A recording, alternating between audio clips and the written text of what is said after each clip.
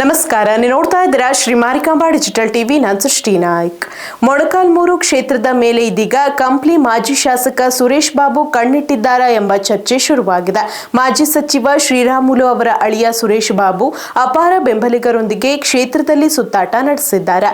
2028ರ ಚುನಾವಣೆಯಲ್ಲಿ ಮೊಳಕಾಲ್ಮೂರು ಕ್ಷೇತ್ರದಿಂದ ಸ್ಪರ್ಧೆಗೆ ಸಿದ್ಧತೆ ನಡೆಸುತ್ತಿದ್ದಾರೆ ಎನ್ನಲಾಗುತ್ತಿದ್ದು, ದೇವಸ್ಥಾನಗಳಿಗೆ ಭೇಟಿ ನೀಡಿ ಅಭಿಮಾನಿಗಳಿಂದ ಭರ್ಜರಿ ಸ್ವಾಗತ ಪಡೆದುಕೊಂಡಿದ್ದಾರೆ.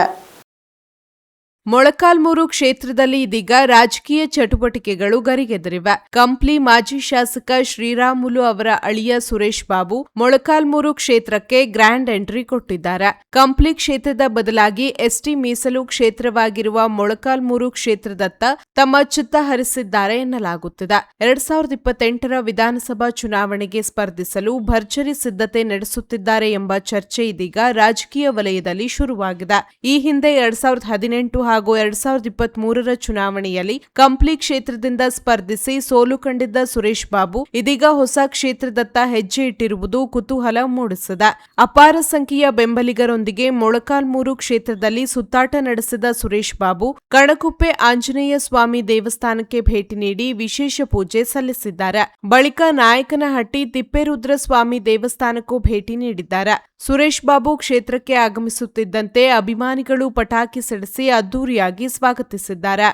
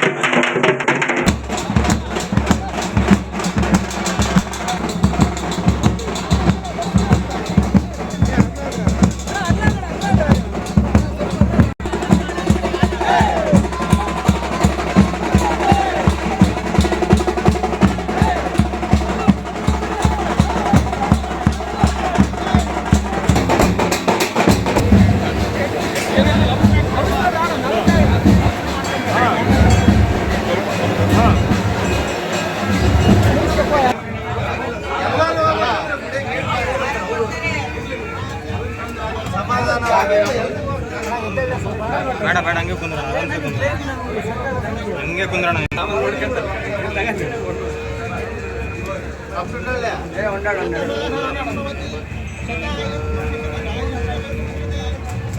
ದೇವರು ಇವತ್ತು ಅಪ್ಪಣೆ ಕೊಟ್ಟಿದ್ದಾರೆ, ಅದರಿಂದ ಬಂದಿರೋ ತಿಪ್ಪೇಸ್ವಾಮಿ ದರ್ಶನ ಪಡೆಯುವಂಥ ಕೆಲಸ ಆಗಿದೆ. ರಾಜಕೀಯದೇನಿಲ್ಲ ರೀ, ಯಾಕಂದರೆ ಇದೇನಾಗುತ್ತೆ ಅಂದರೆ ಸುಮಾರು ತಿಂಗಳಿಂದ ಇಲ್ಲಿ ಬಂದಂಥ ಟೈಮಲ್ಲಿ ಇಲ್ಲಿ ನಮ್ಮ ಅವರು MLA ಕೆಲಸ ಮಾಡಿದ್ದಾರೆ, ಮಿನಿಸ್ಟ್ರಾಗಿ ಕೆಲಸ ಮಾಡಿದ್ದಾರೆ. ಈ ಭಾಗದಲ್ಲಿ ಶ್ರೀರಾಮುಲು ಅವರು ಬಹಳ ದೊಡ್ಡ ಕೊಡುಗೆ ಕೊಟ್ಟಿದ್ದಾರೆ ನಮ್ಮ ಮೊಳಕಾಲ್ಮೂರು ವಿಧಾನಸಭಾ ಕ್ಷೇತ್ರಕ್ಕೆ. ಇವತ್ತು ಅವ್ರ ಅಡಿಯಾಗಿ ನಾನು, ಯಾಕಂದರೆ ಅವ್ರು ಮಂತ್ರಿ ಇದ್ದಂಥ ಸಂದರ್ಭದಲ್ಲಿ ಸುಮಾರು ಸಲ ಅನ್ಕೊತಾ ಇದ್ವಿ ಇಲ್ಲಿ ಬಂದು ದರ್ಶನ ಪಡಿಬೇಕನ್ನೋದು. ಆದರೆ ನಮ್ಮ ಮುಖಂಡರೆಲ್ಲ ಬಹಳಷ್ಟು ಟೈಮ್ ಕರೆದಂಥ ಟೈಮಲ್ಲಿ ಬರಲಿಕ್ಕಾಗಲಿಲ್ಲ. ಇವತ್ತು ಬಂದು ಸ್ವಾಮಿಯ ದರ್ಶನ ಪಡೆದು ತುಂಬ ಚೆನ್ನಾಗಿ ಅನಿಸ್ತದೆ. ದೇವಸ್ಥಾನ ಸರ್ಕಾರಕ್ಕೆ ಮಾತ್ರ ಕರೆದಿದ್ದಾರೆ ಅಥವಾ ಮಾತಾಡೋ ಕ್ಷೇತ್ರಕ್ಕೆ ಏನಾದರೂ ಕರೆದಿದ್ದಾರೆ? ಈ ಪಾರ್ಟಿ ಸಂಘಟನೆ ವಿಷಯದಲ್ಲಿ ಕೂಡ ಸುಮಾರು ಹಿರಿಯರೆಲ್ಲ ಮಾತಾಡಿದ್ದಾರೆ. ಖಂಡಿತವಾಗಿ ಇಲ್ಲಿ ಪಾರ್ಟಿ ಸಂಘಟನೆ ಇದೆ, ಇಲ್ಲಿ ಶಕ್ತಿಯುತವಾಗಿ ಮಾಡ್ತೀವಿ. ಭಾರತೀಯ ಜನತಾ ಪಾರ್ಟಿನ ಈ ಭಾಗದಲ್ಲಿ ಬಹಳ ಶಕ್ತಿಯುತವಾಗಿ ಮಾಡೋಂಥ ಕೆಲಸ ನಾನು ಕೈ ಹಾಕ್ತೀನಿ.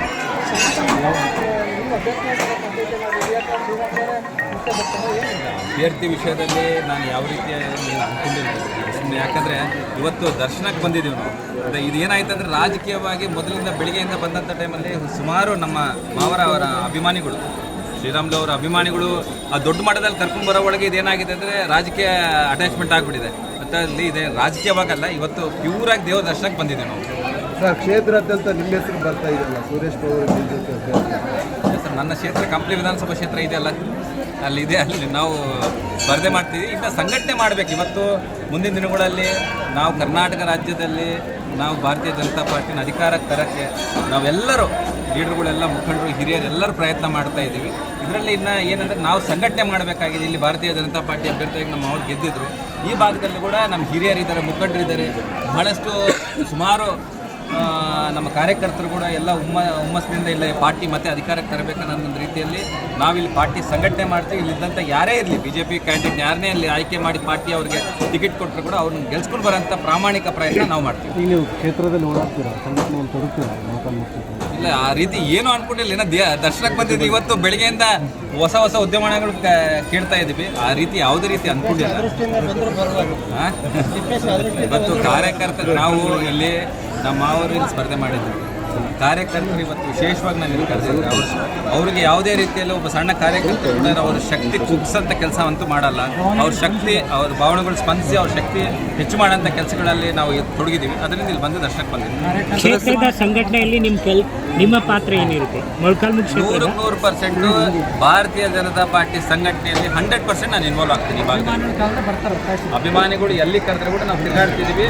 ಇವತ್ತು ಈ ಭಾಗದಲ್ಲಿ ಕರೆದಿದ್ರೆ ಬಂದಿದ್ದೀವಿ. ಸರ್, ಮೊಳಕಾಲ್ಮೂರು ಕ್ಷೇತ್ರದಲ್ಲಿ ತುಂಬ ಹಿಂದೆ ಹೋಗ್ತಾ ಇಲ್ಲ, ಸಂಘಟನೆ ಇದೆ. ಬಟ್ ಆದರೆ ಈ ಭಾಗದಲ್ಲಿ ಸ್ವಲ್ಪ, ಯಾಕಂದರೆ ಕಾಂಗ್ರೆಸ್ ಶಾಸಕರಿದ್ದಾರೆ ಇಲ್ಲಿ.